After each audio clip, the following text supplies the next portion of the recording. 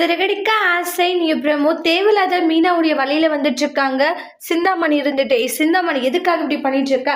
உன் வேலை என்னவோ அதை மட்டும் பார்க்க மாட்டியா? நானும் பார்த்துக்கிட்டு தான் இருக்கேன், ரொம்ப ஓவரா போய்கிட்டு இருக்கேன்றாங்க.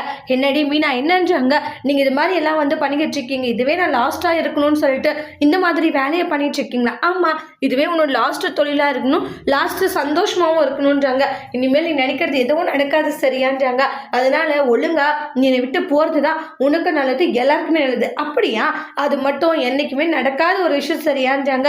எப்படி இருக்கணுமோ அப்படி இருக்கிறதா உனக்கு நல்லதா அப்படின்னு சொல்லிட்டு பயங்கரமா சண்டை போட்டுக்கிட்டு இருக்காங்க சிந்தாமணியும் மீனாவும். அதுக்கப்புறம் முத்து வராங்க. எங்கப்பா நானும் பார்த்துக்கிட்டு தான் இருக்கேன், தேவையில்லாது என் பொண்டாட்டி கிட்ட இது மாதிரி நடந்துட்டு இருக்க, ஒழுங்கா எப்படி இருக்குமோ அப்படி இரு, அதை விட்டுட்டு என் பொண்டாட்டி மீனா கிட்ட இது மாதிரி எல்லாம் பண்ணிட்டு இருந்தா அவ்வளவுதான், கண்டிப்பா என் பொண்டாட்டி மேலும் மேலும் இந்த தொழிலை செய்வா, நீ அந்த தொழிலை விட்டு போற மாதிரி நான் பண்றேன் அப்படின்னு முத்து சொல்றாங்க.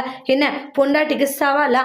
ஆமா, என் பொண்டாட்டிக்கு மீனாக்காக பேசுற, இப்ப கண்டிப்பா நடக்கும், உங்களை தூண்டி விடுற ஆளுங்க யாருன்றதே கண்டுபிடிக்கிற கூடிய சீக்கிரத்துலன்ட்டு போறாங்க. சிந்தாமணி நடந்த விஷயத்துல விஜயா கிட்ட சொல்லவும் விஜயா ஷாக் ஆகுறாங்க. அதோட இந்த ப்ரமோவை முடிச்சிருக்காங்க. தேங்க்யூ.